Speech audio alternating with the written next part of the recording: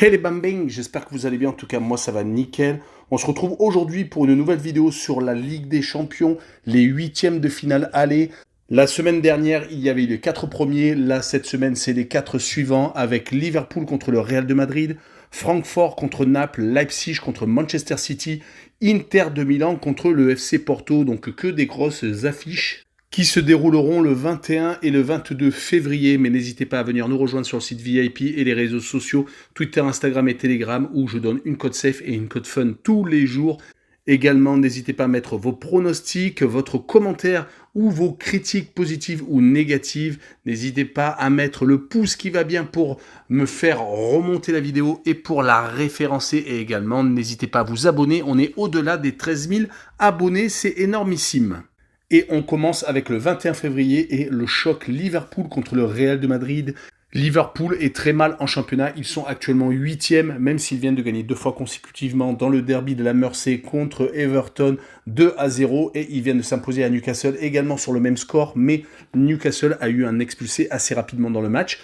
On rappelle qu'il y a eu le retour de Van Dijk qui est un pion essentiel en défense et on l'a vu sur les derniers résultats où en Première Ligue sur les 5 derniers matchs, à part ces 2 victoires, il y avait eu 2 naufrages à Brighton et à Wolverhampton, à chaque fois sur le score de 3-0. Et ils avaient également réussi à accrocher Chelsea 0-0, mais c'était 2 équipes qui étaient vraiment très mal en point.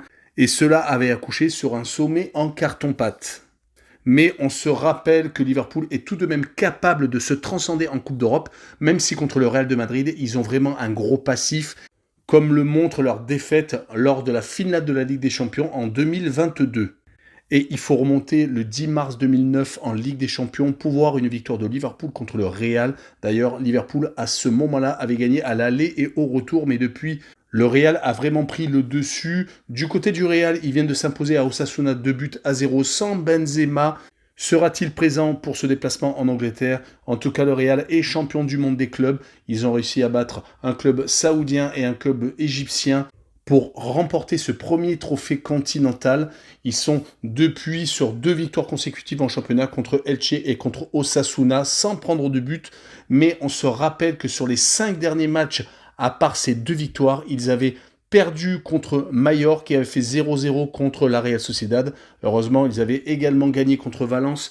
Mais sur ce match, je vois bien un but partout, avec les 2 formations qui ont du mal à se séparer, et également je verrai le away no bet avec le match remboursé 6 victoires du Real à l'extérieur, une cote à 2,33. On enchaîne avec Francfort contre Naples. Francfort est très en forme cette saison, car après avoir gagné la Ligue Europa la saison dernière, ils sont qualifiés pour les 8e de finale de la Ligue des Champions, et en championnat, ils sont juste à 2 petits points des premières places de Ligue des Champions.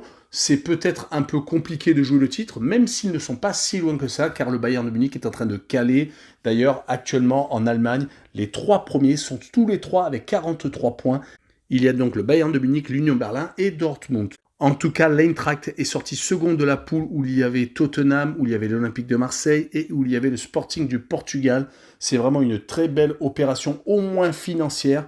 Et depuis la reprise où les Allemands, rappelons-le, ont fait une énorme trêve hivernale, les coéquipiers de Kolo Muani sont assez réguliers en Bundesliga, même s'ils viennent de perdre il y a peu de temps contre le FC Cologne 3-0 à l'extérieur. Ils se sont rattrapés depuis avec une victoire 2-0 contre le Werder de Brême à la maison. On peut quand même noter que les 4 matchs à domicile, toutes compétitions confondues, se sont soldés par une victoire, mais ce n'était pas obligatoirement des gros bras.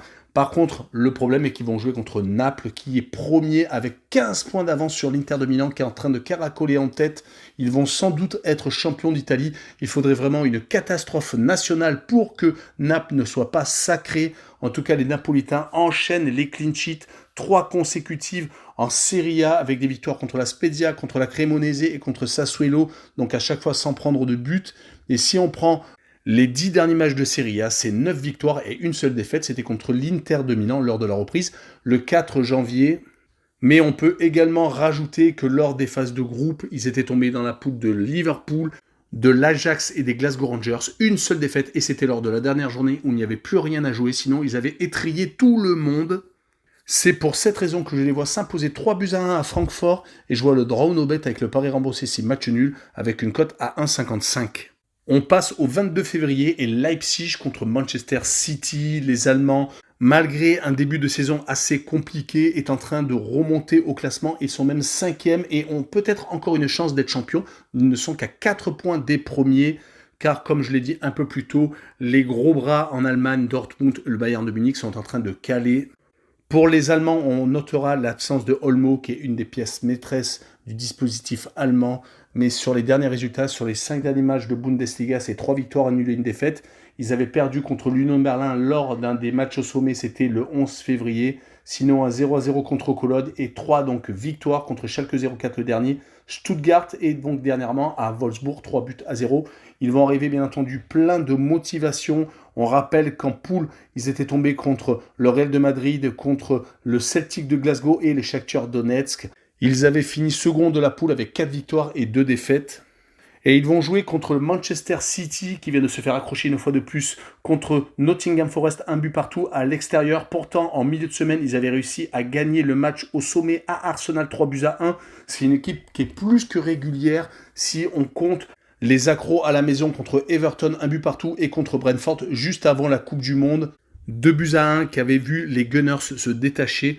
En tout cas, avec ce match nul, ils reperdent 2 points d'avance et ont un match en plus par rapport à Arsenal. C'est donc une occasion de gâcher, mais le championnat est encore long.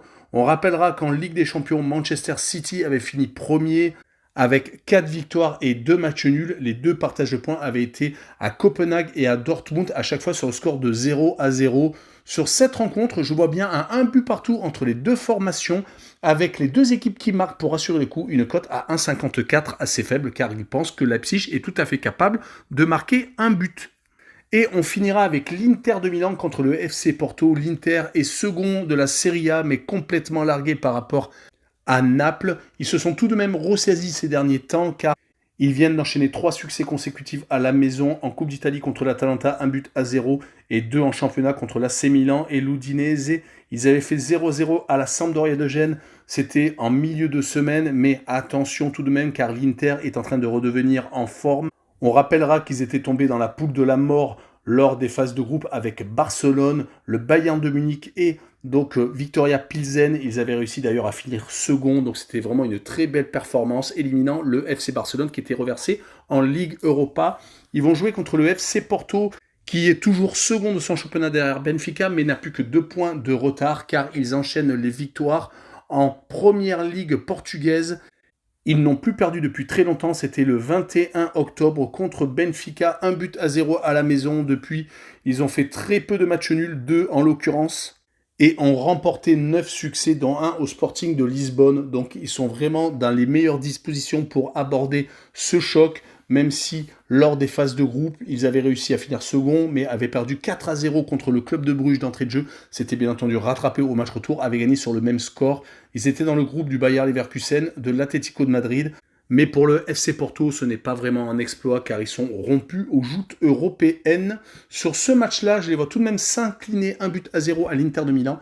Et je vois le moins de 2,5 buts sur le match, une cote à 1,65. Voilà, on en a fini avec cette vidéo. N'hésitez pas à venir nous rejoindre. Ciao les bambins!